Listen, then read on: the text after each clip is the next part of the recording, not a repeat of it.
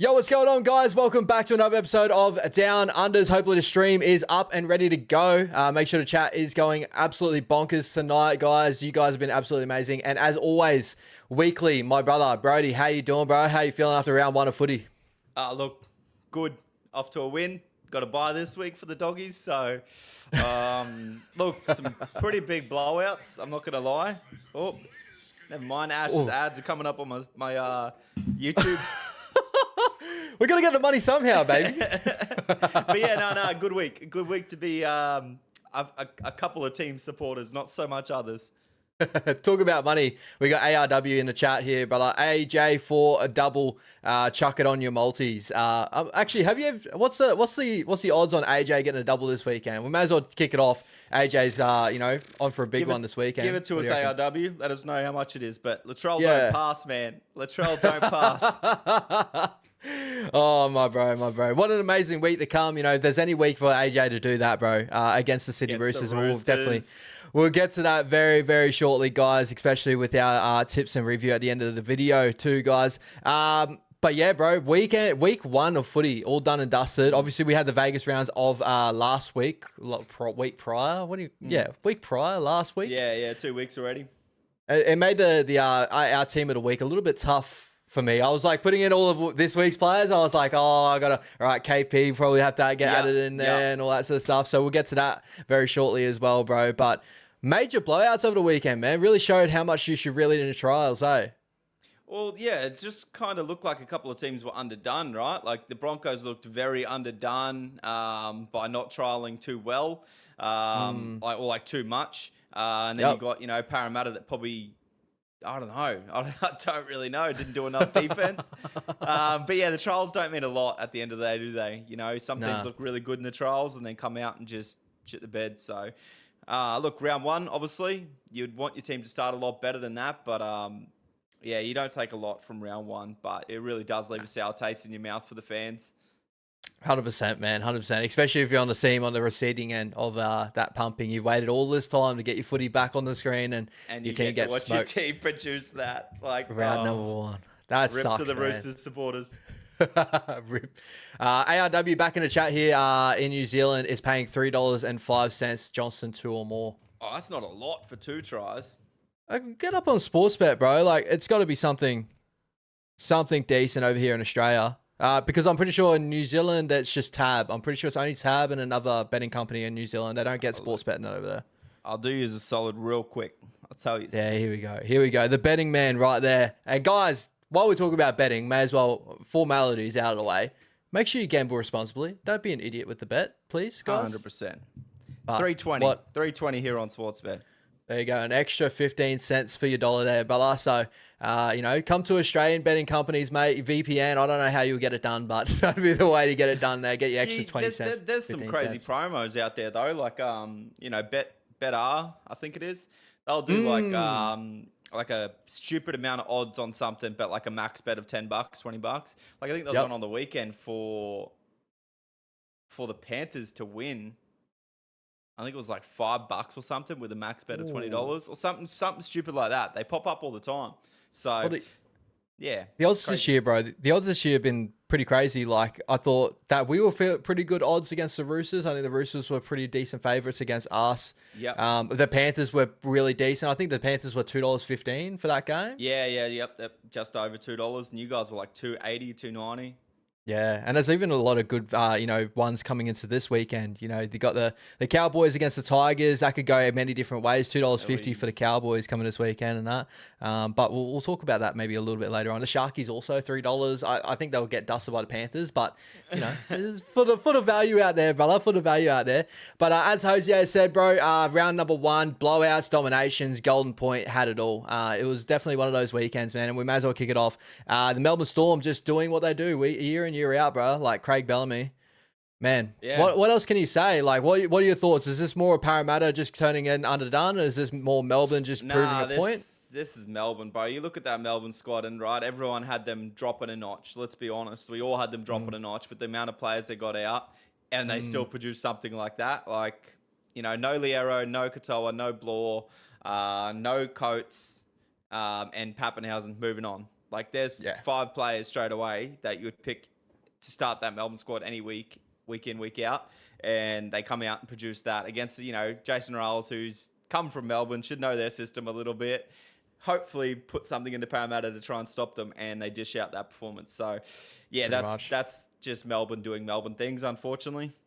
Let's do something. Let's do something really interesting. We did our ladder predictions recently. Yeah. How are we feeling after round number 1, my brother? Is any decent changes you're looking? I know round number 1, there's still such a long season to go. You can't just go off of round 1 and be like, all right, this and that. But what are you looking at on this list here that you're looking at? Maybe we can change a couple of things. Like I'm looking at the Sharks now, and like I know it's the Titans, but maybe I was underdone. I'm looking at the Rabbits, so they can put it together. Melbourne's probably a big one. They can jump into the top 4 there. Is there any movement you would like to do as ladder before we, Yeah, real quick here. I reckon Roosters down, Melbourne up. Roosters down, Melbourne up? Yeah. How about that? And I reckon Dolphins down, Sharks up. Dolphins down, Sharks up. Yeah. And then we're going to go Parramatta and Cowboys down. Ooh. And we're going to go Dragons and Tigers up. Like that. And then we're going to go Titans and Eels down and Manly up. Titans and Eels down and Manly up. There are wooden spoon teams of this year. After their terrible performances over the weekend, honestly, horrendous. Like, not even just like getting blown out on the scoreboard, just like effort things, man. Like the first Harry Grant try, man, he ran through and Parramatta just stood there and watched him. The Titans played bloody awful. I remember us texting during that game, and it was just constantly like, bruh. It was just like no words. No words. Shout out our boy Lockie. Please come through to the chat tonight, my man. Like he's in hiding. He's in hiding. MIA. You're going to see grand final tickets getting put up on Facebook Marketplace sometime soon after that performance there. But nah, it was a weekend of weird performances like that, especially like marker defense, A and B defense, ruck defense. Parramatta, they lacked it a little bit over the weekend. It was just like attention to detail probably lacked in areas. The Titans definitely attention to detail lacked so much. Like, looking at with our boys, 42-18 against the Roosters, like there's been a lot of made around the Roosters over the weekend as well, and how they start really slow. And can you give that same excuse for Parramatta? Can you give that same excuse for the Titans? Like, do you think that it's just more of building blocks for the season? Mainly, Gold Coast, new coach, new system coming in, JC gone. Are you going to give him a little bit of leeway maybe? I know we just joked around with the tier list, but like how do you usually look after round 1? Do you usually take a lot out of it, or do you kind of just go, all right, I'll just keep that in the memory bank for later? Look, you don't take a lot out of it. You really don't. You look at the Broncos, probably 8 rounds in last year, and you go, this team's not winning the comp. You write them off. Yeah. Whether you call it a fluke run home, a great run home, whatever, riding momentum, they did it. They won the comp. They ended up knocking off a couple of top teams and doing the job. It doesn't mean a whole lot, and yes, the Titans and the Eels probably aren't going to play finals, but you give them a bit of leeway. They will be competitive in a few games. JC getting ruled out for the Titans 4 days out from game, and Ilias coming in doesn't help. Not that Ilias is bad, but it just ruins combinations that you've worked on all preseason. Parramatta, I don't really know what their excuse is. I thought you could somewhat give them an edge in that game before it kicked off. But Melbourne just doing Melbourne things, just put a fire out straight away. The Roosters, I don't know. Too many chefs in the kitchen. Too flashy. Not wanting to do the hard yards. Like kicking on tackle 2 and stuff. Going for the all or nothing plays. Like reining in a little bit. I guess you got such good forward pack to play through, and they just don't.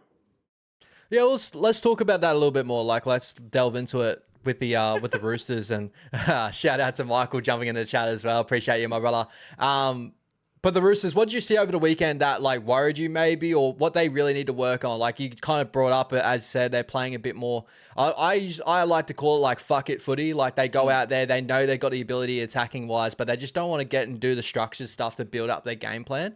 Like, is that what you're kind of seeing as well? As like, they've got all the weapons in a duffel bag, but like they want to draw all 5 weapons at once and just think that they can fire all the weapons at the same time. And that's just not how rugby league works for me. Like you just got to build a base. But is that what you're kind of seeing with them at the moment? Pretty much, yeah. They don't want to roll their sleeves up, you know. As soon as it came to wanting to defend and save a try, nobody was interested. When it came to trying to score a try, everybody was interested, and it just kind of went to shit. Whereas like the Warriors boys, they just kind of played as a team, did their job, and came over the top of them. And that's kind of what Queensland do to New South Wales every single fucking year.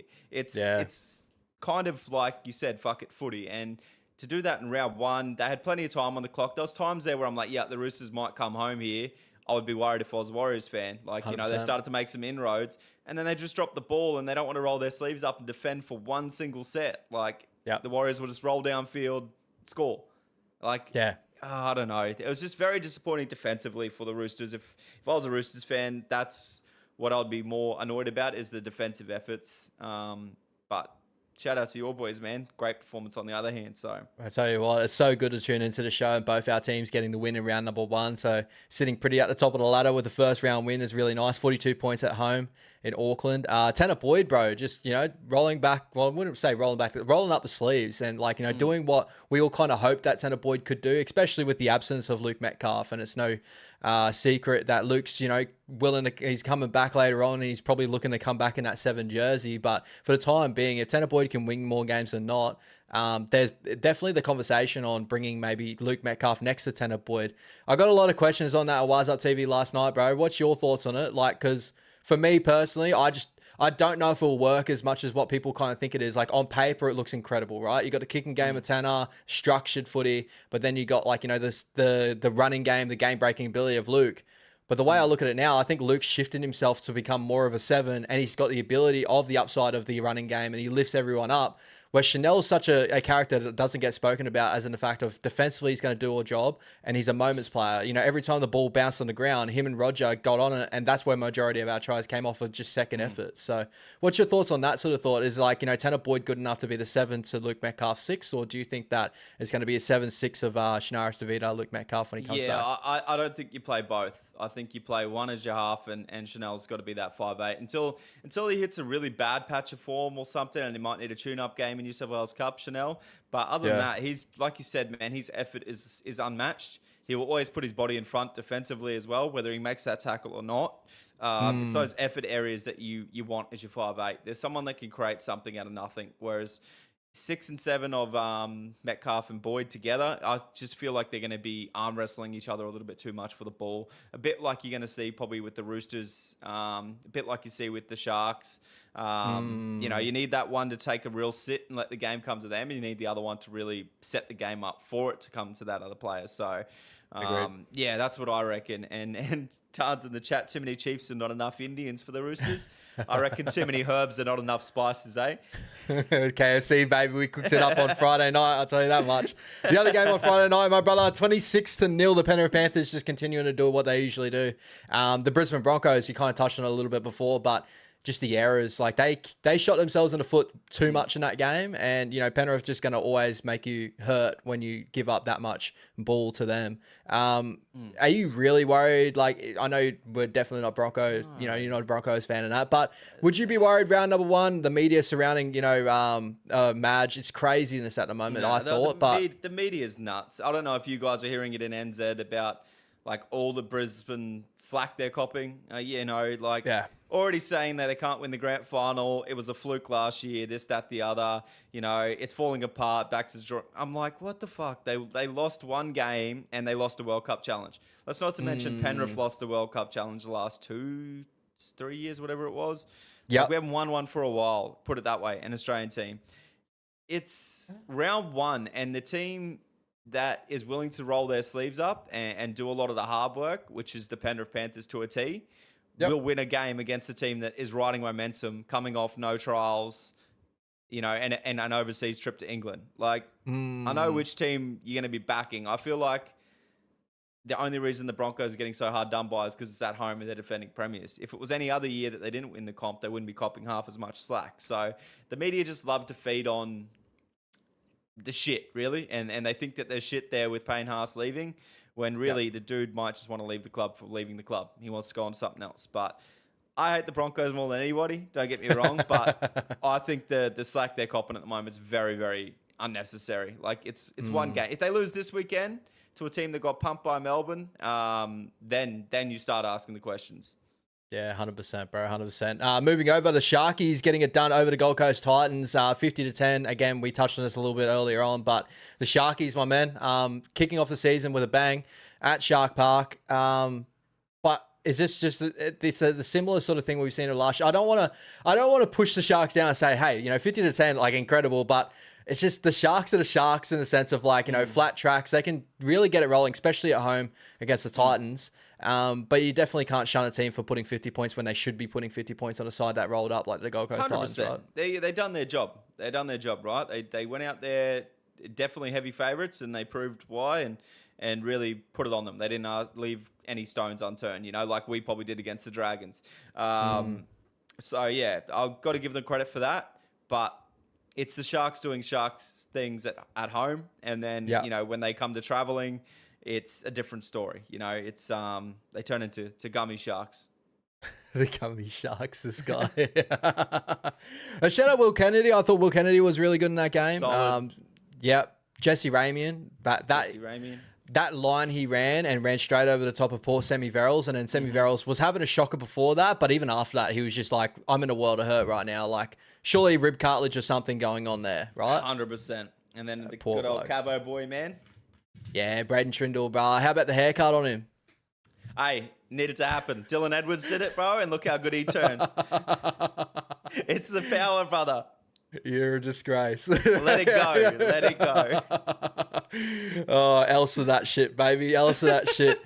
Moving over to probably the game of the weekend, as in a sense of, I feel like this game felt like one point. I not say turn it off, but when the Raiders, Raiders versus Seagulls, the Seagulls started off that game just running home with all the, like, I wouldn't say the referee calls, but the Raiders had to do, I think, 70 so tackles in that first period of the game to the Seagulls before they got to touch a ball. Then they finally got to touch the ball. They held into the contest. I think they were down 14-0 at that point, maybe 12-0, 14-0. I think it was 14-0, yeah. Yeah, then they started to chug it back. And then they brought it out to a lead where I was like, shut it off. I was like, all right, the Raiders got this done and dusted. I turn it back on, then it went to the golden point. What the hell happened there? Yeah, I think you're 100% right. 14-0 down Canberra, brought it back to a 14-point lead, and then Manly came back from 14-0 down to lose in Golden Point. What did you make of Ethan Sanders? No trials, sort of untapped, and to dish up performance like that. What did you think? Solid, bro. Got everyone to the points of the field that he needed to get to. I didn't notice too big of a defensive deficit on his side too, and that's a big thing with the young half, right? And ice in his veins to make that happen, that field goal in the depth of it. Had no blockers, none of that. Just straight in front of the ruck, and bang, just knocked it over straight away. Very, very good, bro. There's very promising signs. And if anyone like me went Daniel Atkinson over Ethan Sanders start the year, I'm looking at that going, maybe I made the wrong move. I'm going to leave it for a couple of weeks, but I can't begrudge that performance. A great performance from the rookie. Yeah, 100%. And on that, guys, we will get to Supercoach, and all I'm saying is don't panic trade, all right? We'll give you a couple little pointers because me and Ash are in the same boat, and we'll get to that a bit later on in the show. But give it another week. You don't lose cash at the end of next week, so it's okay. All I can say is set, we're going to talk about it this year, but then set your reminder for this exact same time next year for the exact same conversation that we're probably going to have with everyone. Exactly. It's tough, guys. Round one is so tough on Supercoach. You get some blinder performances and you go, fuck yeah, I got that right. And then you get some other ones and you go, shit, why did I do that? So stay with us. The other performance I want to talk about, though, Noah Martin, bros. In that edge back row position, 2 tries on debut. The kid looked really strong out there. The mullet looked absolutely dirty. We'd love to see that out edge back row. Your thoughts on him? Yeah, look, outstanding. Looks like he's going to get a little bit more game time in that back row jersey as well now with Matty Nicholson getting a shoulder injury. Aggravating that shoulder injury a bit more, sorry. So, he might be a lock on Supercoach now. 100%, bro, 100%. And quickly before we jump off this game too, Dolu Kola, bro, just a guy that I've been wanting. I went over with the Warriors with the whole chat of like maybe we should bring in a center and all that. I'm just like, target that guy as much as you can. Like he's got all this ability in the world. Almost dragged the Seagulls back in this contest with Tommy Trbojevic, you know, with that beautiful line break to try assist off the back, Jamal Fogarty's try. Incredible performance from him too, bro. He's just so fucking strong. He's so strong. Manly need to use him so much more. Hey, honestly, he's so much more. 100%. I'll take him off her hands anytime, any day of the week, for sure. Oh, maybe we'll start to look to leave. Oh, maybe with the Barnett move, you know? Hey, come on, Manly. Offer someone good, not Jason Saab. Yeah, just not Jason Saab, please, bro. What is going on there? But the last game of the round, brother, the Rabbitohs versus the Dolphins. This was a classic. If you were to come into the season, right, and you go, like all the dot points that you have on the Rabbits and all the dot points on the Dolphins, I think this game represented that to a T for me. 100%.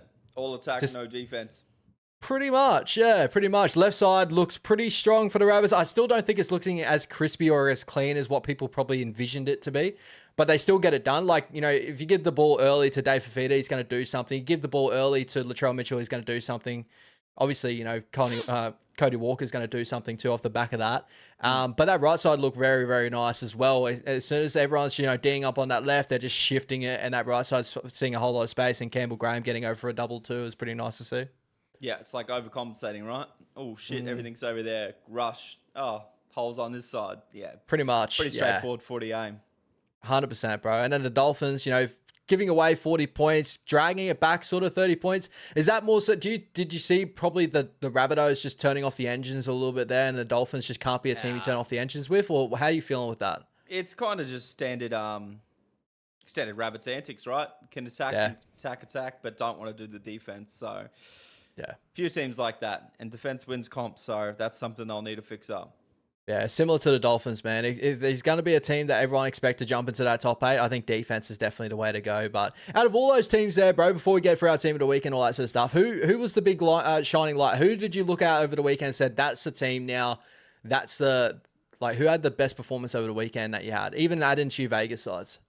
Probably the Broncos. Not the Broncos, the Panthers. The Panthers, yeah, coming in against the Premiers. Yeah. Coming in enemy territory, you know, they're running their mouths before the World Cup saying, oh, we'll do what Penrith didn't and win the World Cup. Go into their backyard, you know, very busy Friday night, footy's back, first game, round 1, Suncorp, the fans eating it alive.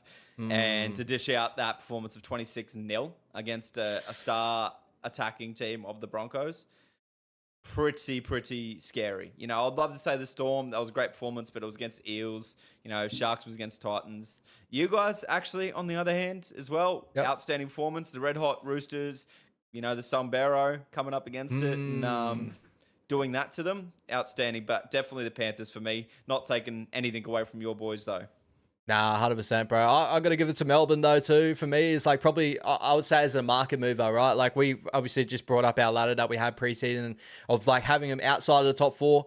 And I'm just, like, looking at that week 1 and going, fuck. Like, it's just the Melbourne Storm just doing Melbourne Storm things a week in, week out. So, 52, you know, market mover for me is, like, had them outside the top 4. Maybe they're just locks for top 4, as always. You know, year in, year out. Just Craig Bellamy gets it done, right? 100%. It's just Bellamy antics, isn't it, brother? Yeah, 100%. Nakoma in the chat. Good to see you, my brother. Panthers with a couple of grinning faces with the name of Bronco Nakoma. We love you, Nakoma, bro. Shout out to Scotty Sorensen. Yeah, Scotty Sorensen is in the chat. ARW, the Fafita bidding was atrocious reffing. We're not going to touch on the reffing in round 1. But yes, 100%. The binning was and even the Gilbert one, man. Like, but yes, on the other hand, Fafita just for being involved, really, like getting targeted. It's the same as the Hudson one last year when Reece Walsh headbutted him. He got binned. Like, it was just a piss take. But yes, the refereeing is scrap. We were at the game Gold Coast versus the Warriors 2023. Maratini Akute and Dave Fafita both got into it, and there was a couple of slaps that got done for bins, right? Remember? Yeah, they did. Yep. Yeah. Yes, that is correct. That wasn't the 66-6 one, but that was... No. Oh, why'd you have to do that? We're going so well. We just brought up, you know, our win over the weekend and that. He's not in the chat. It's all right. That's in the past, mate. ARW, Eels beat Broncos tomorrow. Easy money. Mark it down, lads. Possible. Look, I don't disagree, know. man. Yeah, I got 3 from 8 tips, so I can't comment on who's winning what. All right, well, may as well comment on the weekend, brother. Our team of the weeks. Did you want to start us off with your fullback, my man? KP, brother. Yeah, pretty simple. If you look at just this week alone, who was other guys you're looking at maybe? Just a weekend just gone. Yeah. Sua Falongo, probably. Yeah, I had Kennedy. you. Yeah, I had Kalen Ponga as well, but those are probably the two names I probably brought up. I had Sua Falongo before, and then I was like, oh, team of the week, we may as well did it on the round number 1, so I had to chuck in Kalen Ponga for his performance at Vegas for sure. 100%. Well, hey, while we're on Ponga, right, we're going to move away from our team of the list. We're obviously wanting to pledge for the Kiwis. Yeah, the whole new rules of the eligibility, bro. It's actually going to come to fruition by the looks of it. Yeah, so that's obviously great news there for the Kiwis. That'll be outstanding, right? It'll just broaden the competition a little bit more when it comes to internationals. You could play him in that 6 jersey outside Dylan Brown. But then you got Jerome Hughes there as well. But you got Keanu Kinney. But it just gives a bit more, a bit more spice. So outstanding for the international game, right? Yeah, and after the weekend that Keanu Kinney had and the weekend that Kalen Ponga had, it does kind of show, like, where KP kind of sits in the game. Like, out the back of that, that spine, having Jerome Hughes, Dylan Brown, and KP, it's going to be a really interesting little play. Not to say Keanu Kinney's been incredible as well. It's really dependent on how New Zealand want to go forward. If they want to look to the future, they want to do the now, especially coming up to World Cup. But that's a big key. I think that just strengthens the World Cup. This year, we're going to see KP actually play footy. He's not going to be behind Reece Walsh or Dylan Edwards with the Aussies. He's going to be over with the Kiwis, and he's going to represent his culture. So it's a big plus for me. I'm excited to see how he goes there for the Kiwis, and it just gives more stocks for when the Aussie boys get over the top of him. Yeah, fucking oath. And then in the ARW in the chat as well, Moses Leo and Joey Chan looking great as well, which is very true. So 100%. Again, I think we're going to talk about those guys more a little bit later on in the show for sure. And quickly with Michael, what about the video ref that got it wrong and the commentary team was taking the piss out of the box? I didn't see that one. I know the video ref. I think it was the video ref calls that was a knock on and stuff, I'm guessing. Fuck, I don't remember which game was that. So the first one happened was Melbourne. I think I missed that one. I think it was the Broncos Panthers game. Okay, I must have missed that one. Maybe I'm wrong. I don't know, but yeah, the refereeing over the weekend, free to air game. Yeah, I would say that'd be the Broncos Panthers. It would have been. Yeah. Yep. Yeah. Okay. But man, like the refereeing, the video refereeing. I know you didn't want to get into it, but yeah, how one could be a knock on, how one can't be. That's crazy. I don't get it, brother. I really don't. And Jose, I will touch on the potential Warriors signing of Warbrick after the team of the list. Yeah. Team of the week. Here you go. Team of the list, baby. All right, my man. Wingers of the week. Give us your 2 and 5. Campbell Graham for me and Tommy Jenkins. Hey, love it, bro. Love it. I got RTS and Milky Jenkins. So Campbell Graham was right there with it, but I went my boy RTS. I had to give him a little bit of shine. Fair enough, brother. Fair enough. Yeah, but Milky Jenkins, bro, just holding on to that spot. Great performance over the weekend as well. Moving to centre. Oh, bro, just incredible. And like, it's the reason why Isaac Tungo's lost that jersey at the moment. Exactly. Work hard, motherfucker. Centres, bro. Talk about Isaac Tungo. Who's the centres of the week? Jesse Ramian, Moses Leo, brother. Oh, I love it. I love it. I went Jesse Ramian and Tolotau Kola because I thought that without that, I thought he had an incredible performance, but loved it from the young fella, Moses Leo. Yeah, just really coming into his own, right? 100%, especially coming from sevens, coming over. It's a total different game, rugby league, different spacing, stuff like that. It took him a little bit to get used to it. It's looking good at the moment. In that Melbourne system, they just create diamonds. 100%. What a beast. What a beast. Come to our halves, mate. Who's directing this team around? Yeah, halfback for me, Tanner Boyd, brother. Yep, same. And 5'8" is Mr. Johnny Sims, punching holes everywhere. Braden Trindle. Johnny Sims got a new role playing Braden Trindle. Well, bro, he can't be doing his other stuff anymore with the band, so he's got to make a living somehow. Yeah, shout out to Australia. Thank God. Hey, thank you, Albo. Thank you for Jesus, we can't go anywhere with the fuel prices. We get to stay at home, and we can't do anything at home either. This is disgraceful. You know what I think it was? I reckon he was watching too much footy, and the missus said, "Look, you have to ban one. It's either the footy or Pornhub." So, good pick, Albo. Yeah, great pick, Albo. Fuck you. Well done. Well done. Yeah, shout out to the Kiwi fans that don't go through what we're going through right now. This is disgraceful. Oh, just kidding, guys. Just kidding. Tanner Boyd, shout out to Tanner. Great performance as well. Who's going to be the front row to take over for the boys? Get us to the field position. Trey Mooney and Jackson Ford, brother, for me. I love it. I love it. I went Jackson Ford and Keon Galor-Matangi, bro. Yeah, First Keon. half to pump out 200 meters. Only pump out 35 in a second. So shout out to Keon taking a break in the second half. But first half, 200 meters. Jesus Christ. Better numbers Crazy. than you, mate. Oh, settle down, mate. OzTag recap not happening this week, guys. It was put off, but thank God. I'll get you some footage of Ash playing OzTag, boys. I'm tight, man. I'm tight. Don't do that. It'd be disgraceful. I wouldn't have a channel anymore. You might have got a different channel, brother, with that AS. Oh, stop it. Stop it. Moving on. I didn't want to segue again like this, but who's our hook of the week? It's Harry Grant, brother. You missed out just this week. Oh, mate. Harry Grant. What an absolute beast out there. Dragging the Melbourne Storm to an amazing victory there. Edge back rows. Yeah, so Harry Grant's your hooker? Yeah, he's my hooker for sure. And your halves were the same, yeah? Yeah, my halves were the Yeah, same. okay, cool. I was making sure I missed that part. I was laughing too hard. Back rowers for me, brother, are Noah Martin and Joey Chan, but there was a number to choose from. Yeah, I went Noah Martin and Jacob Preston. I thought Yeah. Jacob Preston from Vegas was incredible. I was looking at Kurt Catewell maybe to give my Kurt Catewell a little bit of a shine. Bro. Kurt Catewell, Lasati from Melbourne as well, had a killer game.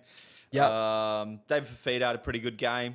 You know, you can make an argument there. 100%. I feel like there's another name I'm missing as well, but yeah. I had Britton Nikita, but there was only one try. Run some nice lines. No one from Dolphins. Who was it? No one from Manly. Was it?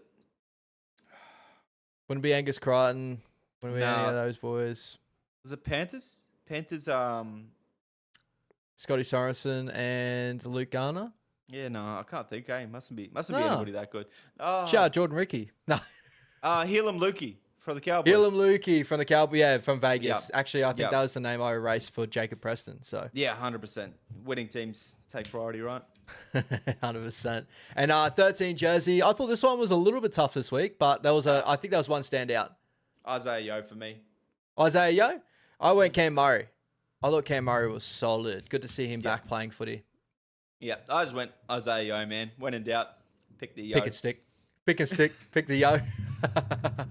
I didn't hear much from Aaron Clark, in all honesty. Didn't. Nah, good performance. Wouldn't say he had a bad game, right? But it wasn't just like absolute domination from Aaron Clark that we're used to seeing. Nah, good performance. Like, I thought that he led from the front. Like, his quick play to ball speed was really solid and all that. But, like, as in the fact of just really noticeable, like, punching, like, Aaron Clark probably wasn't there. I felt like the whole forward pack kind of rizzed together instead of just individuals spoking up. Yeah. So, but Cam Murray, bro, his link play and that, like, it's something that, like, the Rabbits for a period have been missing. And him coming back, he's just like, yeah, he's so silky. He's so silky. He is, bro. He is. Hit of the week. Hit of the week, KL Hero on Keanu Kinney. Yeah, I followed you in there. I couldn't think of too many other, like, I know there was a lot of good contact over the weekend, especially Raiders, Eagles, stuff like that. But I think that was probably the one stand out over the weekend. I think Tupanua had a good shot in Vegas, but I can't remember. Yeah, he did. So, yeah, we're just going to roll KL Hero. It was a banger 100%. shot. Try of the week. Mine was Jamal Fogarty's. Yeah, same. The other one I was looking at was Xavier Savage's try off the kick from Hudson Young. Yeah, that was not a bad one either. Yeah, Hutto was the other one. There you go. He had a good week. Yeah, he had a great week as well. Egg of the week, before we get to play of the week, egg of the week. Belinda's sharp, brother. From Vegas. You have one job to watch the sideline, and you miss it. That's crazy. For me, I got two eggs of the week because I wanted to talk about this a little bit. But First of all, Sammy Walker. Shout out to Sammy. I don't want to beat you while you're down, mate, but those 2 early kicks, thank you very much. Yeah. Oh, yeah, you got to drop out on one. We did, yeah. After Blocker Roach, thinking that, we gave up a try there. Shout out Blocker. Blocker could be the egg of the week every week. That dude needs to get off the commentary. Holy shit. Brother, the one that, so there's a video that going around, who did it? Someone, content creator, the Sideline. Shout out to the Sideline boys, incredible content creators. They watched the game and all that sort of stuff. They clipped it up. But the boys were getting mad irate over Blockers, calls over the game and stuff. But the one that didn't clip the one that got me the most was when DC ran through that support play line and he got the offload that he legit dropped. And he put the ball down and he kind of ran back like he knew he dropped it. And then they took it upstairs just to check on it. And Blocker goes, oh, I think he might have got this one. I think they might run a roll back. I was like, you're kidding yourself, mate. I swear to God. Blocker is back. Oh, bro, he's terrible. I don't know why they've got him on there. Surely there's anyone better. Oh, fuck. Yeah, it's a tight-knit group there, mate. I don't know. Blocker Roach, just he's an absolute shocker sometimes. The other one is the video referee. We kind of touched on it a little bit before, but how does the Melbourne Parramatta knock-on, the non-knock-on, get called as a knock-on? And then the Broncos-Panthers game, the knock-on that got called as a knockback. Yeah. And then on our game, I'll even say it, that Wade Egan one that got called, I thought that was a knock-on. Yeah. Bro, what is going on at the moment, man? Surely they have the technology, right, to draw on the screen and be like, yeah, that's clearly gone forward. This is the line here. It's gone forward. Even without that, bro, like how? I know, but I just mean so it's clear cut for these guys, right? Because you're right, Broncos one, I couldn't believe it. I don't know if they're watching the same screen as us, man. They're supposed to have every angle, heaps of monitors. Yeah. Bring back Specsavers. Bring back Specsavers. Yeah, the sponsor Specsavers would be incredible. Anyway, I couldn't believe it, bro. Honestly, it was crazy. Shout out to my Ruben, what's going on, my bro? How's things? How's Manly going, mate? Chucking in there. No. We'll get to you very shortly. ARW tackling the smallest guy on the park after he passed it. What was that for? Hey, a hit's a hit, mate. Calero on Kenny. But put it this way, Jai Gray the other week bumped off. Fuck, who was it? It was a middle forward and left him on the ground. So, hey, height and size has nothing to do with it. Yeah, I say it to my missus all the time. Size don't matter. No. Any cutaway footage or I use my imagination for these, we need to set up production. Brother, come down to video the Oz Tag games. You can see Ash in action. You guys are crazy, man. We need to stop this now. We need to stop this mess, eh? Nah, all good, my bro. All good. Nah, week number 1 of NRL, all done and dusted, my bro. But, we're moving over to week number 2. Excited for the week coming up. Is there anything more you want to touch on with week number 1 before we move over? Nah, just the news coming out of it. I think it was Hosier asked in the chat. Yes. My thoughts on Will Warbrick. I love that signing for the Warriors. I really do. So, I don't know. Really high on Will Warbrick. I think he's got a lot to offer. Any team that he goes to, anybody from the Melbourne system really does, to be honest. But I feel like that'd be a great signing for the Warriors. There's a few rumours that the Barnett trade might go for a Saab or a Sloan. Get rid of that shit. Go after Will Warbrick to fill that other wing spot. I think that's a great signing. Yeah, we'll touch on that a little bit. Mitch Barnett, there's news coming out that there's 4 teams currently in the fight for Mitch Barnett. It'll be the Seagulls, the Broncos, the Parramatta Eels, and the Dragons. So the Dragons are looking at sending over Terrell Sloan for Mitch Barnett. I'd say probably not to that. Nah. Manly looking Jason Saab. I'd say probably not to that, personally myself. Yeah, nah, not to that either. Jordan Samrami, I can see it. So a bit yellow at that. And Antonio Verhoeven, I like him a lot. He's just a rookie. So it's obviously just going to build up their stocks for that center position. Those are the 2 guys I'll be looking at more so. But I guess it's just those with a lot guys. of money as well, right? Yeah, so I think the Parramatta Eels are looking at $900K per season. It's either them or the Dragons that got that offer. The Broncos $750K per season for Mitch Barnett. Interesting. Oh, except for Peasant in the chat, they reckon. Off him in one game. That guy wasn't supposed to help the Eels beat the Storm against his old club. Of course they're going to send traffic at him, the poor guy. Yeah, that's how rugby league works, mate. You see the spot in the line, you go for it as early as possible. 100%. It's what we did against the Roosters, mate. DC getting over, and he's an experienced half, and we just ran traffic down his way all the time. Well, yeah, you got him that's old as shit, right, and can't defend to save his life, and then you got Peasant who's young to the game, you know. So it's just give him time, you know. They're only young. He's only young. He'll be all right. He's only young, brother. He's only young. All right, you want to jump over some Supercoach? Oh, well, speaking while we're on ages, brother, right? We're talking about KP signing. Ooh, got a few years left in him. Segue from the man. Today we got a little challenge for you, mate, all right? So I don't know if you guys are big on TikTok. You see a lot of sports guys do a lot of challenges, whatnot. So what we're going to do today, and I spoke to Ash a little bit about this before the chat. He's probably Googling right now, like he's cheating. I'm going to change the calculator. Age. So what I'm going to do, right, is I'm going to give Ash an age. So I'm going to say, you know, let's make it 110, all right? Yep. The age is 110. You have to give me 4 players to get as close as you can to that 110, right? So, you know, it could be somebody that's 25, somebody that's 35, and you got to try and get closest to that 110 age, all right? All right, okay, all right. And I'll Google them in the meantime. And chat, you guys can throw out how old you think they are as well, but they've got to be the same players as Ash. All right. This is going to be interesting. All right, so 110 is what we're aiming for, right? 110 is what you're aiming for. Okay, so I want to go Latrell Mitchell. Okay. I think he's 29? Okay, you think Latrell is 29? Or 28? Then we're going to go Luke Metcalf, and I think Luke's 26 or 27.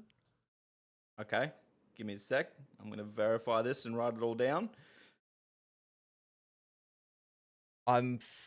So if you think, how old do you think he was? So Metcalf, I think, is 26 or 27. Okay, and you thought Latrell was what? 28? So you're at 55 now, so you basically need another 55? Yep, okay. If your math is correct? I'm hoping. I'm trying to think of that age group, I'm guessing. I'm thinking of Connor Tracy. I'm thinking Connor Tracy's in that 26 realm as well, 27. Okay. I'm going to go 27. Shit, I'm writing down how old they actually are. I need to write down how old you're guessing. So what'd you say for Trell again? So Trell, I said 28. Okay. Mets? I said 26. Yeah. And Tracy, you're saying 26? 27. 27? Yep. He's Googling, guys, I reckon. Nah, I'm not. Okay. Have I nailed these, have I? That's crazy. No. I'm not telling you. All right. And hey, look, don't judge us on this segment. We're not professionals. The guys on TikTok make it look a lot better.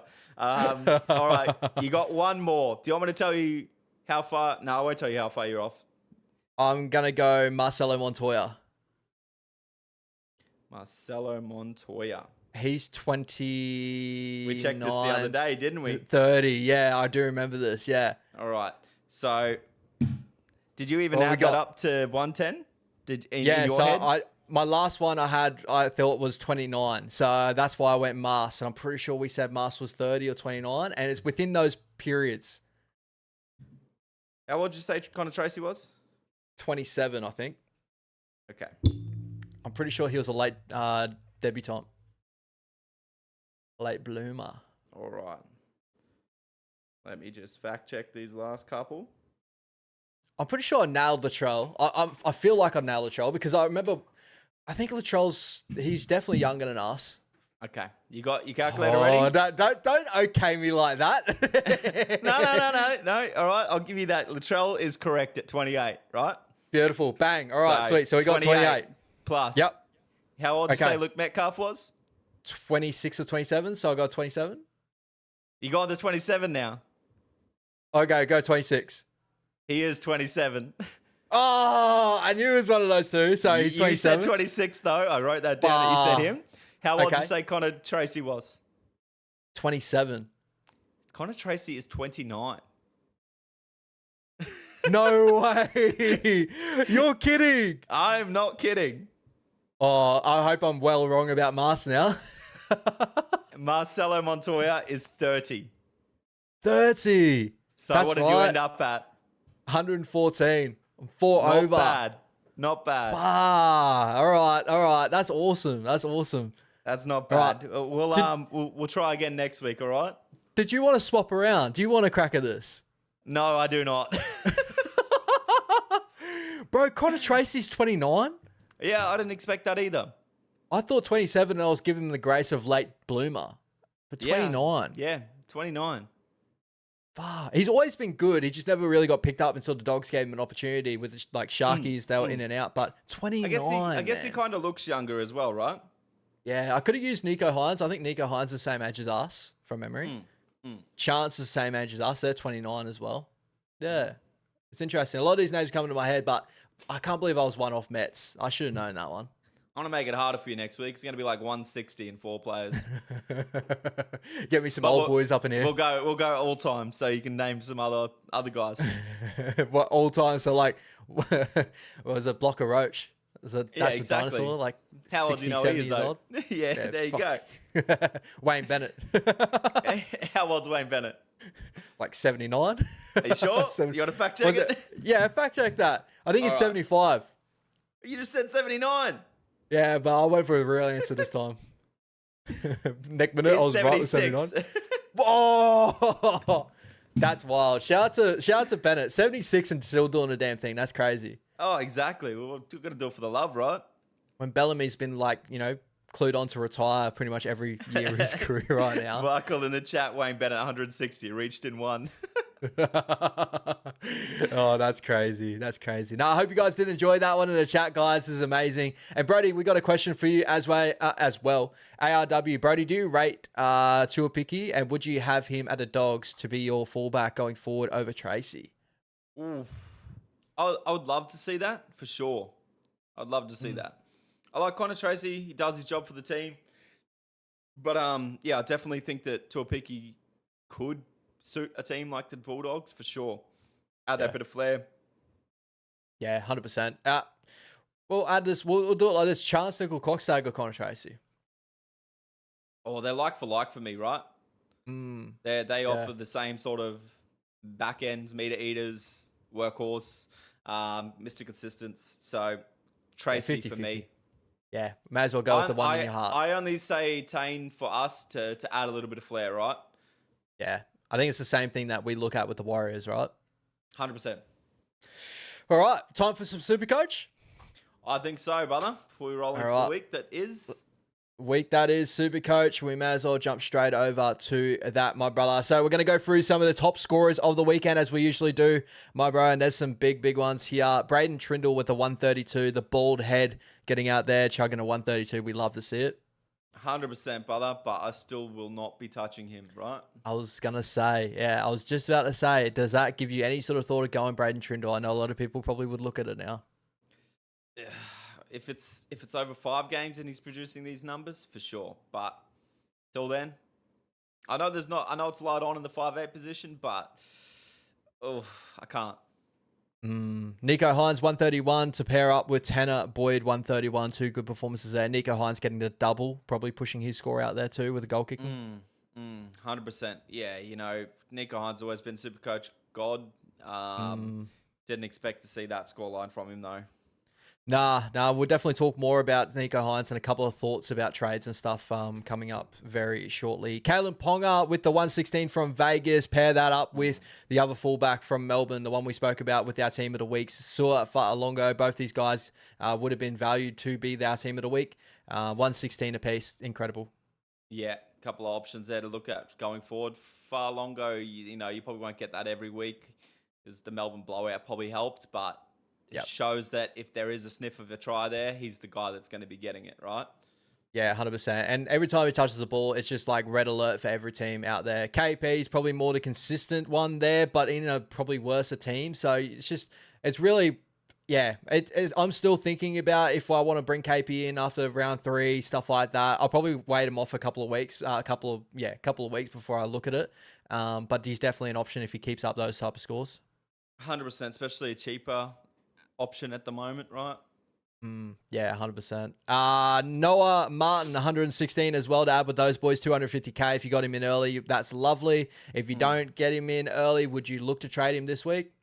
Yeah, if you've got another cheapy option, for sure, swap it. A cheapy option that did bad, swap him over.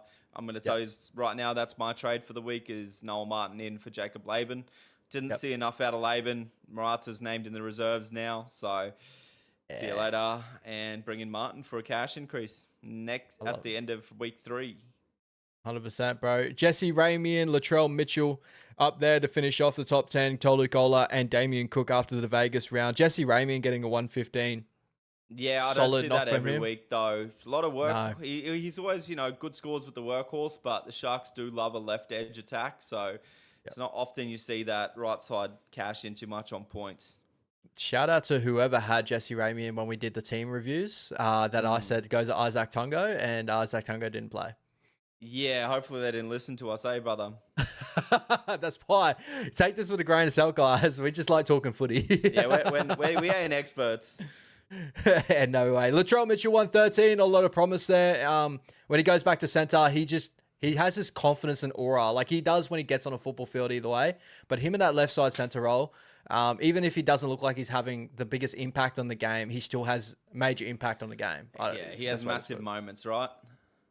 Yeah, that is at the moment where I think who tried to skim him on the outside. I think it was Jake Avarillo, and he just like ate him up for breakfast. Pretty much dragged him all the way out. I was just like, that's classic Latrell Mitchell. You saw it in the trials with Ruben Garrick trying to get on his outside, and he kind of just gone, this is nothing for me. Like he just does it with ease.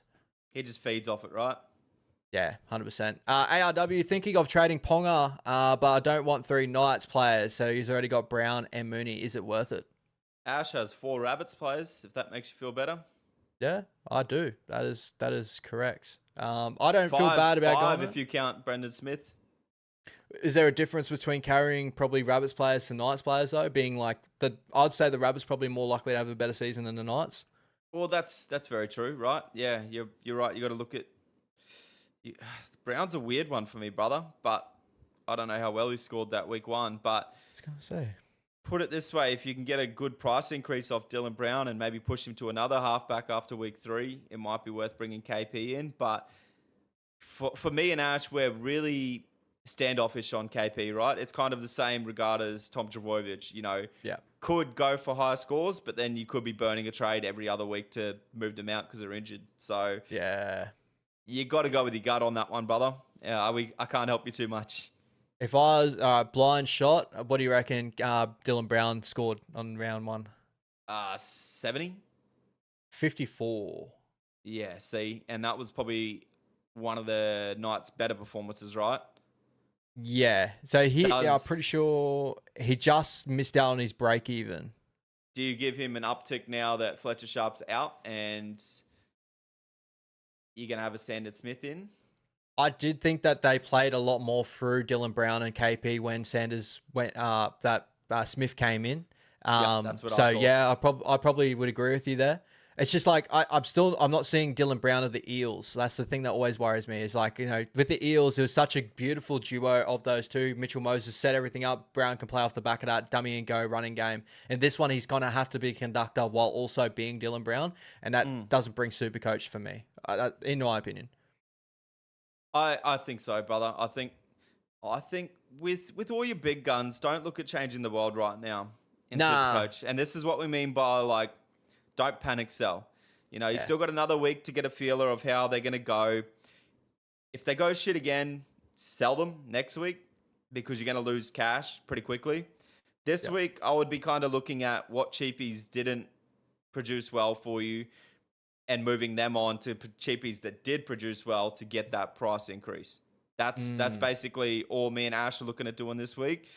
I know it's quick and really bullish to try and jump off your guns because they didn't fire, like your Mitch Moses's. Shibasaki didn't fire for me, that sort of stuff. I don't think it's worth trading any of your guns that you tried to get in to start with. You had a good feeling about them. Don't let 1 week turn you sour unless it's like a Drinkwater who's carrying a rib cartilage injury now, or a Fletcher Sharp that's actually injured. Those guys, probably trade them out. 100%, 100%. He says, I've got Keeney right now because I thought he was going to go big to start the season. Should trade him for KP or wait it out. So he's got Keanu Keeney. I've got Keanu Keeney. I'm holding Keeney right now. I think that was just a tough game for him, against a really tough opposition. I think when they get to those games where he's going to get a little bit more space, Keanu Keeney will end up paying us back in the future. So don't jump too early. If I'm going to go KP, I'll probably look at KP on a flex, but that's probably about it for me. Yeah, I agree. And Keeney's going to have upticks once JC's back, attacking options. And once you get into a grind of a game, those meters that he'll be making off the back end, so much better. At the moment, in the Titans-Sharks game, he didn't get to bring too many kick returns back, right? Because the Sharks were just going try for try. I'm not even going to bring that comment up. Bring it up. Yeah, shout out to Michael. You're a beast. You're a beast. OF. Don't act like you don't know what that is, brother. Is your missus over your shoulder? Shout out to Rikers, man. He's doing the right things right here. Tahi, question. Do you think Lasati is safe with Blore almost ready? Nah, definitely not. I don't think so. He'll be a bench option for sure. I think Joe Chan is definitely the safer out of the two. Yeah. I think that'd be the way. That would be the way to go. All right, let's jump over to my team and how we scored over the weekend, my brother. So starting off, I'll move this comment off the screen. Appreciate you guys, as always. So I ended up getting 1,339 after my captain just went nowhere. So my captain for the weekend was... Who do I have as captain? Kale, yeah, I try to be different, and that's where it gets me. But if you're complaining about a 1,300 score, I'm going to slap the shit out of you. Nah, I saw a lot of people go... This was the way I looked at it. I saw a lot of people go Payne Haas, Nathan Cleary over the weekend, and both those guys 68 and a 65. 40, obviously 44 sucks, but it's not as far away as what those guys would have got. And everyone else on my team kind of played really, really well. Actually, to do that, I might as well jump into game day and show you guys properly, so you guys get to properly see how we went. Down under. Shout out to the Down Unders League too, by the way, guys. Blitz taking the lead at the moment with 1,424. Yeah, man. How? Where's your team, my brother? Oh, look, don't worry about my team, brother. It's a little bit far down. Like I said, it was a bad week for me. Nah, I feel ya. Unfortunately, it won't let me show it properly, but yeah. All right. So yeah, Harry Grant with a 94 over the weekend. Great to see. We're still waiting on Brendan Smith to come back. Payne Haas 68, Trey Mooney 94, Calhoun with a 44, and Howe with the 57. That's pretty nice. A lot of effort areas for sure. But if you go back into that game day on the where you were, so that way we can just get two teams out. You don't need to log out. Go to round one. Yeah. Now go into Down Unders or whatever. And if you go onto my team, so wherever it is. I plussed you. I'll just have to move it over, the screen over. Oh, okay. But I can do that. I'll unlock the screen. Here we go, guys. Watch this production work right here. Look at that. Hey, look at that live. I won't go too far up. You'll see my bookmarks. Hey, and shout out to Bam. You're right. Absolute beast of a game in the NBA. Yeah, 100%. 83 points. Incredible. 83 points, 30 in the first quarter. What a beast. What a beast. All right. So just looking at this right-hand corner, guys, these are the scores. Brody got 1,203 points to my 1,339. Stephen Crichton as my vice captain. Didn't loop him because I thought, you know what? Cal Uro is going to go big. Went 44, double for 88. Not too bad. Fa'alongo, 116 is not too bad either. Latrell, Herbie, all those boys firing, which we all love to see. And these are the same players that me and Brody had over the weekend. So you're not too many bad scores, brother? You're not too unhappy?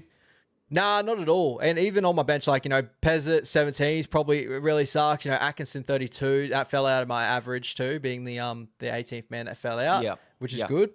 But Noah Martinson on my bench, 116, would have been nice to have in my side, I'll tell you that 100%, right? I feel the same with Ethan Sanders, so... Yeah. How did Ethan Sanders go anyway? 90-something? Not bad. He's in the 94. Yeah, there he is on my reserves. Yeah, 94. Some of the differential players that we have here, Reed Marnie, we kind of touched on him last week, but 52 to kick off the season. Not too bad. Yeah, all good considering. Teddy, 92. I know you had a thought about looping him. Yeah, I did, but it would have meant I had to hold two low scores of 20 in there. I had Shibasaki and somebody else that dropped out. So I kind of didn't want to have to hold both 20s. There we go, Jacob Laban. So who's now gone. That's what you get for being different. You're right, brother. Sometimes you follow the crowd and it gets you the right way. Sometimes you try to be different and it gets you the right way. Like Shibasaki, I think I'm the only dude that ever put him on a Supercoach team to start the year and this year, and that's what I get. He could pay you back, though. Are you held on to Shibasaki? Yeah, look, like I said, don't jump off your guns this week. They start to tank cash. If they have a bad week this week, then look to trade out. Price increases do not happen until after 3 played games. So remember that, guys. No cash is going up this week. At the end of this week, when lockout comes, no prices will go up again. Next week's the week to make your trades, all right? So as you can see, Ash hasn't made any trades this week. The only trade I've made, we don't need to open up my team, is just Jacob Laban for Noel Martin. The only reason I'm doing this is because it's a cheapie for a cheapie. One cheapie that I have in is not making cash, even if he has a good game this week, which I don't think he will, because he'll probably end up getting dropped out. I'm going to bring in Noel Martin this week, so that way next week I can use 2 trades to move 2 players on instead of using a boost and have to do 3 all next week. So that's kind of where you're at. So if you do have a cheapie that absolutely sucked and you got a cheapie that you can just bring in for that position that's going to make you cash at the end of week 3, do that this week, at least 1, if not 2, if you've got 2. And then that way next week you've got the other trades for your next week, your stars that aren't firing, right? And you trade them out. So for me, if Shibasaki doesn't do well this week, I'll be looking at trading him out next week because he's going to take some heavy cash.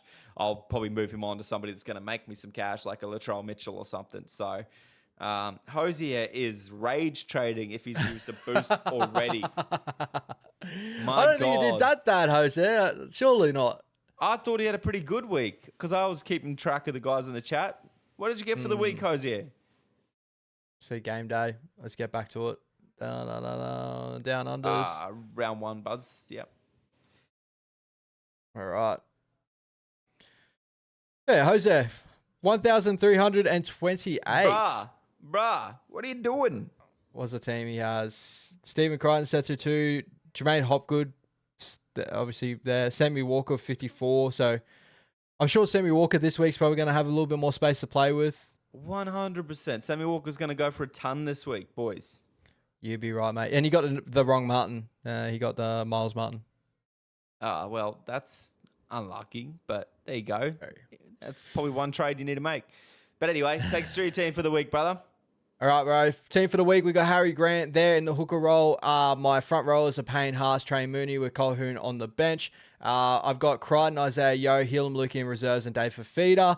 I didn't go Noel Martin this week as well. I'm just going to leave those young boys just chopping away and getting some cash on the bench, on the reserves. Nathan Cleary then the halves. I haven't reserved Atkinson this week. I'm just going to let him be for the time being against the Melbourne Storm. Oh, it's going to be a tough one out there, I'll tell you what. I'll tell you what. Cody Walker there in the 6th role. Good 104 to start off the year, so keep him rolling for sure. Herbie Farnworth. Cody's back, baby. Cody's back. How about that try that got taken off him, but just the skill that he had, tipping toeing down the sideline. 100%. So close. Herbie Farnworth, Latrell Mitchell, Campbell Graham, and Macassini will be starting for me this week. Named at centre. No Stafford Tyre. He's out for a couple of weeks with an injury that has been undisclosed. I'll take that. And Fayamani there in my reserves. And my fullback, we got Keeney, Fa'alongo, and Kale Ito is in my flex position. And there is a reason why he's in my flex position for the time being. I'm not trading him out just yet, but he could be the first capital to rank to go if he's not able to replicate the scores that I'm hoping for. And I will be looking down the road of a Nico Hines or something like that. Very similar price between the two, but moving over 705k. I can't let that just go for another 44 for a week. Looks like Sharkies were attacking right more so than left, and that frustrated both me and Brody over the weekend. 100%. So we're hoping for a big bounce back in KL Hero for sure. I've gone to the extent of hoping a good bounce back for Shibasaki by vice captaining him this week. So trying to be different again. Let's see if I get any benefits back. Question, brother, with JC still not returning, are you worried about the Titans winger being in reserves instead of like a Noel Martin? I don't want to swing you away from it, but... Yeah. There's definitely ability for that. I liked his work rate out of the back end. Like, Set2 scored fairly well, got the Melbourne Storm. I guess, I don't know, I just liked his work rate comparatively. Like, had a shocker of a game over the weekend, the Titans did, and he still got 54, which is not too bad. Yeah, but with a try line break, like, the That's rest of that's true. Not great. Yeah. Whereas the big fella... Yeah, it could definitely be a go. I think that for me, for the Warriors, I think that Noah Martin's side's probably the safe side for me, Warriors-wise, defensively. You got Chanel, you got Capewell, you got Pompey, you got Roger. That's our best side.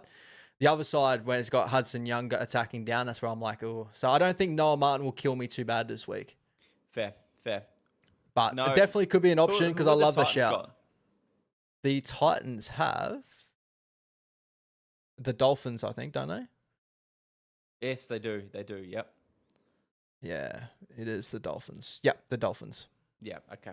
Yeah, it's the problem with going a lot of cheapies on the bench, right? You don't have great reserve options to start. Or, you know, he got 116 last week, so he's a pretty good reserve option. But, you know, you bias on touching them, really, and it's a bit scarce. Like Atkinson, like you said, got Melbourne. Pezzit's got the Broncos. You know, Titans got the Dolphins. Canberra's got strong defense of the Warriors. It's a bit touch and go on who to go, right? Yeah, and I love the shout too because it might play on my mind all the way through tomorrow when I'm going to do my rake measures and stuff like that. I'm probably going to think, maybe I should go Noah Martin. Maybe I should. But we'll see how we play. Brother, you outscored me. Don't take my advice. Stop it. Herbie Farnworth for the captain this week against the Gold Coast Titans. I expect a bigger game out of him than what he had to the Rabbits. Obviously, a good game, 75, but I think he can go for a little bit more against Gold Coast. Yeah, I think so. And I like the captaincy option of a Thursday night, vice captaincy option of a Thursday night if you can. Gives you plenty of time to really think about who you want to leave out. Yeah, it's more of a safety play there. Payne Haas last week, obviously the Panthers. I think the Broncos are a little bit down there. I think he's going to have a big performance here against Parramatta and try to win this one back. Tahi, what's the news on Patson? He's on the extended bench. So he was out round one for a head knock. But I think that if they'll probably ease him back in because I don't think Howe did that bad at all. I thought he was pretty good against the Sharkies. So I think he keeps his spot for the time being. 100%. I think so too. At least until we see, you know, some bad form out of Howe. But I think he played really well. Yeah. Any more Supercoach question, guys, before we jump over to our tips of the week? Anything more you want to touch on Supercoach wise, bro? Yeah, I'm just going to have a quick look at the cheapies. So, right. You got Faymani for the Titans, who got 54. If you don't have him, probably look at bringing him in. If you had another cheapy option, which wasn't good, but I think all the backs that were cheap actually fired. So Set2 was another one. Tommy Chester. So they're the three backs that fired as cheapies. You got Aramana Ha. He went all right. Moses Leo actually is probably one to look at bringing in. So it looks like he's going to probably lock down that spot for a while, at least until maybe Coates is back. And that was an Achilles injury, I believe. Yep. So, yeah, make sure you keep an eye on him. If you want to make some quick cash, he will probably boost through the roof. Ryan Couchman, I'm a little bit standoffish now with the Noel Martin going through the roof. But I'll probably will bring him in next week if I have another cheapie that doesn't perform. Yep. Ethan Sanders, if you had a cheapie in halfback, like a Daniel Atkinson, you could look at burning a trade and trading him in. It's probably long-term security as well in that role, and more consistent scores than an Atkinson. Lasati, Joey Chan. Yeah, 87s. Daniela Paseka there at 328. He got a 63. It's not bad with 63, yeah. Flegler, I looked at him. Played all right. Yeah. Yeah, Paseka you did look at. So a lot of cheapies there. A lot of cheapies with bad scores, a lot of cheapies with good scores. If you got ones with bad scores, look to trade them for ones with good scores. That's pretty much it. Simisasungi's still named in centre. I don't know how long that's for, but again, another 72 points. Tomoko got named on the bench, like the reserves or the 6-man bench. So, yeah, we'll have to wait and see. That might end up changing. Simisasungi might go to the bench and Tomoko might get back into his spot. We'll have to wait and see how that plays out. And just quickly, So, Michael Williams, what is Supercoach? Can you explain it all and the scoring system? How you pick players? Are they real? Do I control them like AI? I need answers. Supercoach, pretty simple terms. Basically, how do players perform on the field? So, line breaks, tackle breaks, try assists, tries, stuff like that. You get accrued points. Obviously, all the good stats, you get good points. All the bad stats, you get negative points. So you basically, the whole rule of thumb with Supercoach is you want to look at players that got really good tackle break ability. They obviously get their hands on the ball a little bit more and get try assists and tries. So that's the best way to kind of look at it. Get a lot of tackles. They work really hard. But yeah, anything more really the Supercoach there? No, that sums it up. Really, you pick, your 25 Yep. man squad. You have 17. You have your 13 that play and a flex, so 14, and then you pick 4 reserves, and it's your best 17 scoring players. So yeah, as Ash said, it depends on how they play in the game.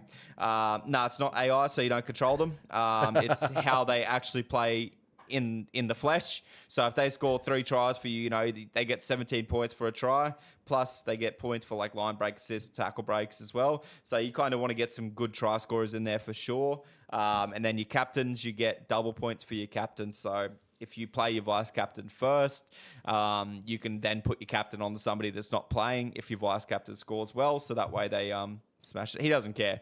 He doesn't care. He's just taking a piss. He's taking a piss. Shout out to Jose. So my trades were Miles out, Noah in, Sammy out, Dewey in, Hopgood out, Keon in. The Dewey one's an interesting shout.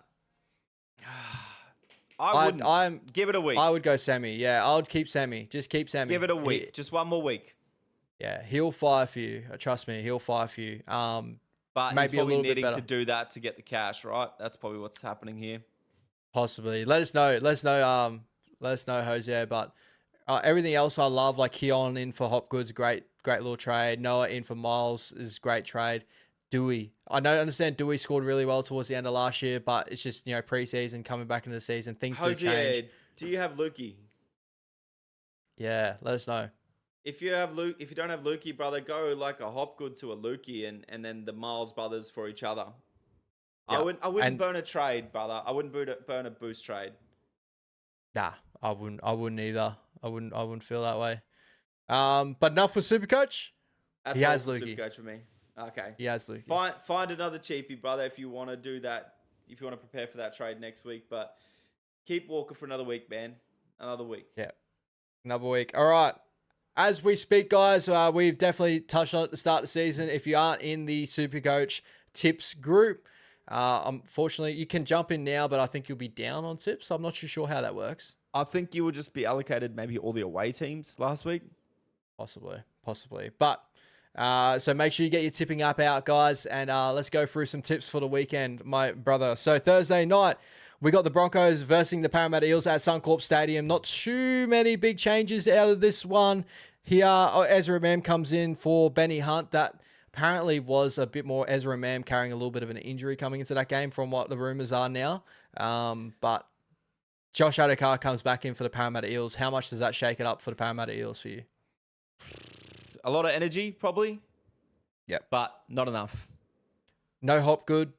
He's out. Tualangi comes into that edge back role. So you do need to get rid of Hopgood, Hosier, but I don't think you do it so that way you can get someone like Walker out. I like to do his shout. I don't think he'll do bad on Supercoach, but yeah, I think hold off on Sammy. Don't burn a boost.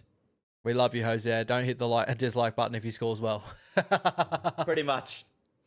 I'm going Broncos 13 plus in this one. Yeah, I'm going Broncos by 20, and they're the margin game as well, so you got to pick a margin. By 20? Yeah, I think I put 14. I've put 14 so far. So definitely 13 plus. Only one over it, but we'll take that. All right, next game of the weekend, we got the Warriors versus the Raiders at Go Media Stadium. With this one, we got Maratanir Kore sitting there in the reserve, so maybe there'll be a late switch in for Jacob Laban to the bench, and maybe Morgan Gannon falling out, I believe. The Raiders, pretty much, as I said before, Matty Tomoko sitting there in that 17 jersey. There might be a late switch there. Both teams coming in on confident big wins, good wins. How you feeling about this one? Yeah, I'm going to go the Wars by 4. And the reason I'm doing this is mainly because Canberra's coming off Golden Point game, got to travel to NZ, going from Saturday to Friday, just all these little things. So I think I went the Warriors by 4-2 on Bars Up TV. I think I had like an 18-16 scoreline, 20-16 scoreline, 18-14 scoreline. So I think it's going to be a real close game. I think it's just going to be a dogfight, as we usually get ourselves into with the Raiders. And I think the boys can go back to back, hopefully, this weekend and continue on the run. I think so, brother. All right, next game, we got the Rabbitohs versus the Roosters at Allianz Stadium. This is the big game. Alex Johnston going for maybe the greatest try-scoring tally of all time. How you feeling about this one? Does he get it done in this game, my bro? I don't think he does. I think he gets You don't one. think he does? He gets one? Yeah. I'm thinking left side attack, right side defense, Roosters. Robert Toya back in the lineup. Does that help everything? Yeah, that helps a little bit for me. Yep, I see it. So only one try. So he'll equal the tally, but he won't win it. He won't get it. I think so. I'm going to go all the way. I reckon he gets it. I reckon he gets it against the Roosters. Flips off Roosters fans. You know, give that, up you know what I mean? Have that. What's the Roosters fan's name? Oh, Hainsey. Shout out to Hainsey. Yep. Flip him off. Give it to Hainsey. Give him that. Have that, Hainsey. Yeah, hold that. One of those ones. But a shout out to but how you feel about this game though? Both teams obviously got a credible. Well, the Roosters have the ability of high end attack. The Rabbitohs showed that they have high end attack. Both teams probably defensively left a lot to be desired. I'm looking at the Rabbits here again. I think the Rabbits I think they can get it done. Just bouncing off what they did last week, I think they looked at a little bit more of the not clinical, but they looked the more together team out of the two at the moment. I think the Roosters will come on more to mid to late this season. So, flip a coin on this one. I'm gonna go the Roosters. I reckon.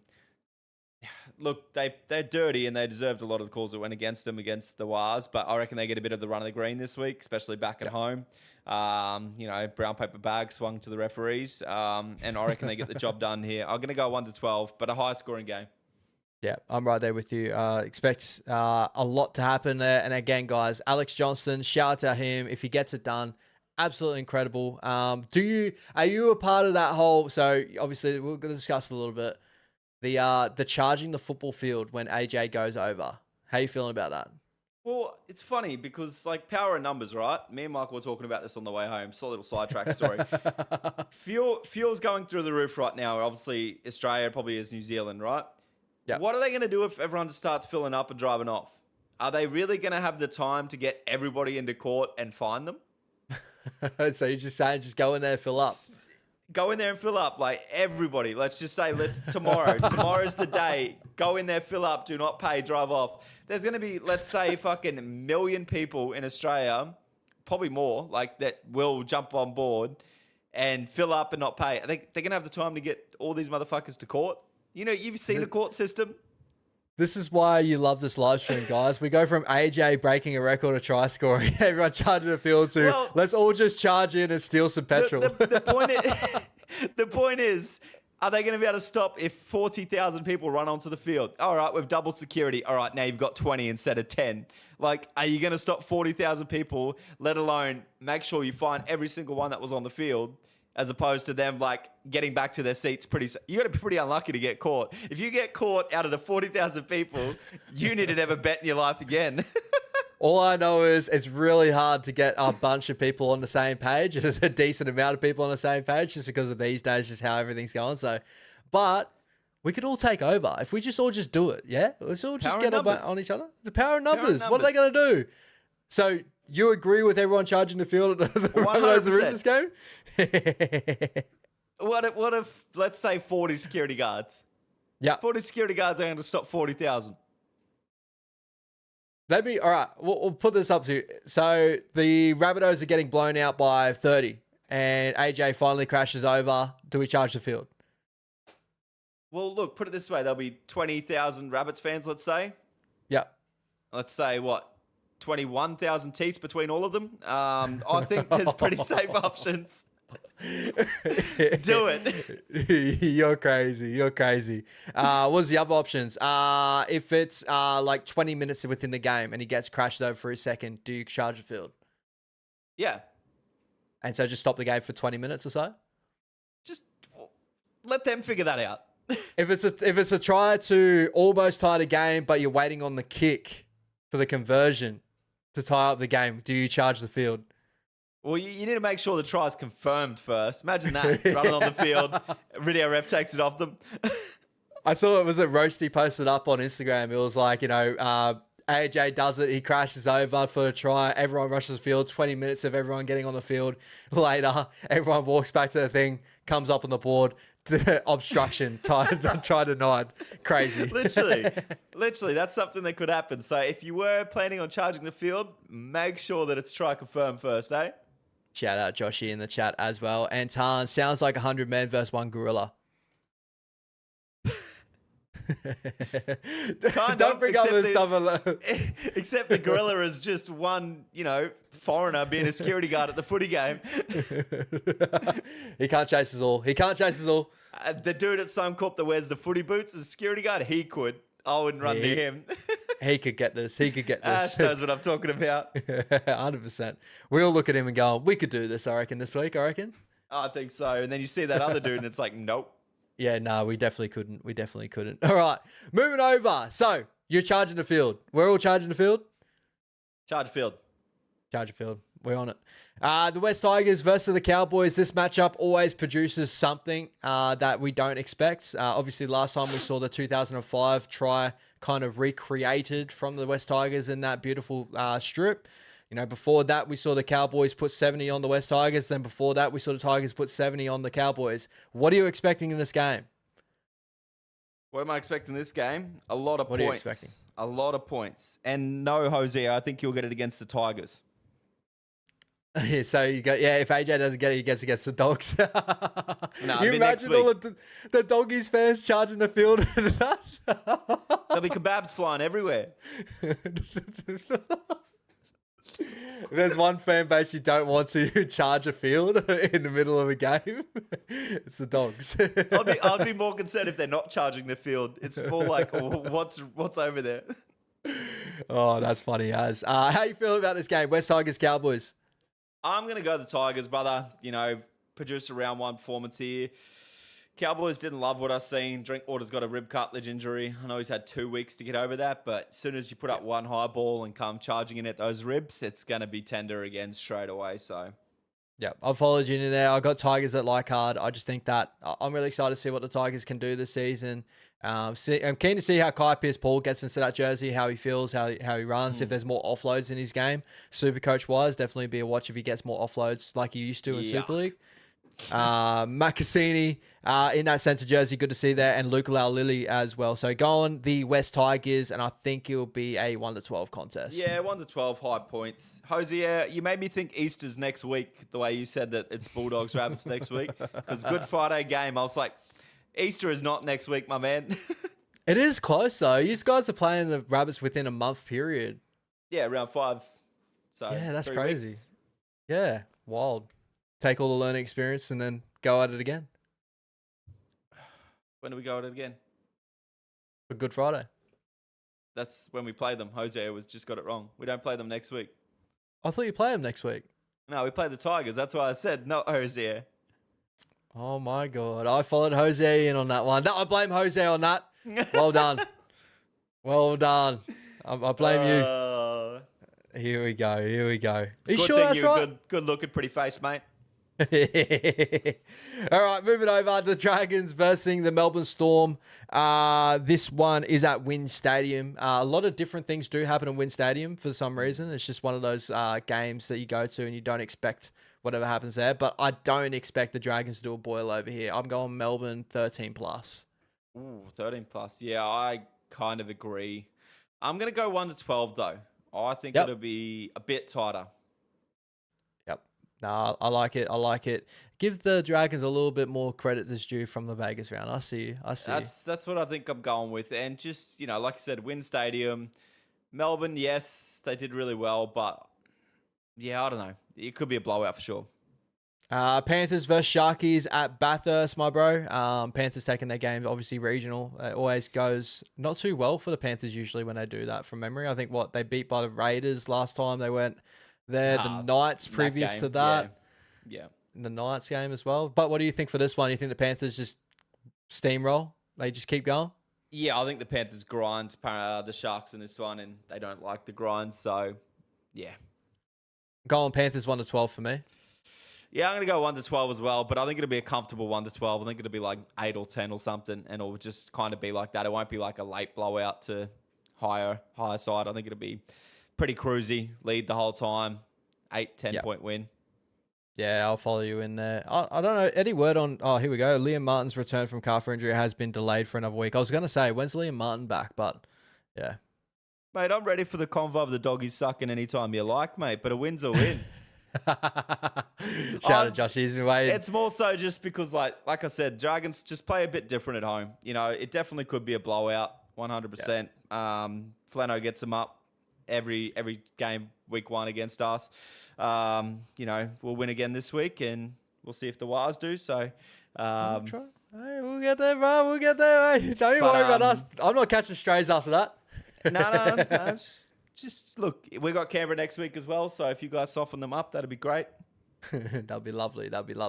Manly Seagulls versus Newcastle Knights at Four Pines, the fortress of Four Pines. I know they got beat there last week, but do they bounce back against the Knights here, or did you look a little bit more at the Knights after Vegas and go, ooh, they could do this one? This one's a flip for sure. $2.35 for the Knights. I can't pick this game, man. I had a shocker last week on the tip, so I'm gonna go Manly. Yeah, I followed in Manly. I think 4 Pines was the big differential here. I thought they started really solid in 4 Pines last week and then it fell apart. I think they probably start solid again, and I don't know if the Knights will be the same type of side as the Raiders of getting on that same sort of margin. So I'm going to go the Seagulls 1-12. Maybe 13 plus. It could push out. I don't see it being... look, I don't know. I couldn't tell you, man. This, like I said, my tips last week, I was pretty certain that it was a pretty locked-in week, right? Not a locked-in week. A couple of swing votes, but this one is a swing one for sure. Are we going to get the same Knights without Fletcher Sharp starting them off the way he did? Manly going to show that much resistance again after a Golden Point heartbreak? I don't know. Yeah, could go many ways. I agree with that. But Manly at 4 Pines, I'm going to go Manly. We're going Manly. And the last game of the round, we got the Dolphins versus the Titans, my brother, at Suncorp Stadium. I thought it was at KO for a sec there, but Suncorp Stadium. Would it be a dry track, you reckon, Sunday? We're looking at a dry track? Apparently, we're supposed to get some rain again Friday, Saturday, but Sunday should be fine. Okay. I was going to say, if it's a dry track, yeah, we'll have to see how that plays out. But this game's going to be great for just watching and entertainment. But defensive fans, I don't know if they're going to turn up. I think I got the Dolphins and probably by a decent little margin here. I didn't see enough for the Titans to put them in. Dolphins 20 plus. Maxi 20 plus. Back on the interchange as well. Shout out to Maxi Plaff. We love that guy. Yep, 100%. Trey Fuller in that 18 as well. I'd love to see him get the fullback jersey. I really would. And Hammer go to the center. I just want to see that. Yeah, I like it as well. Obviously, the rumors of him getting shopped to Super League, apparently, for a loan deal. So, interesting. Yeah, very interesting. All right, I think that might wrap us up for tonight. How'd you go in your tips also over the week, Brian? 3 out of 8. So, don't take anything I say as hopeful. All right? 7 out of 8 for your boy. And that's going to fall down this weekend. I feel it. I just feel it. I'm probably going to go 3 from 8 now. Well, not if we tip mostly the same. So I'm screwed. I appreciate you guys coming through as always. Hope you guys enjoyed the show. Please make sure you like, subscribe if you did enjoy the show. And just another week, my brother. You got the week off for the dogs, but up the Warriors as always, yeah? Long time between drinks for my boys at the moment. So hopefully they're working on a lot of training. Hopefully 100%. They are. But I'm sure we are. We'll be all right. Used to be okay. Soften up Canberra for us. I'll let you guys take care of business there up the wires, and we'll play Canberra next week in Canberra, which the boys normally get up for. So very excited for that game next week. 100%, my bro. Now, appreciate you guys as always. Hope you guys enjoy your weekend. Enjoy your footy. Round number 2. Here we go. AJ to get the greatest try scoring tally of all time this weekend. Here we go. Pending. Take it easy, guys. Appreciate you. See you guys.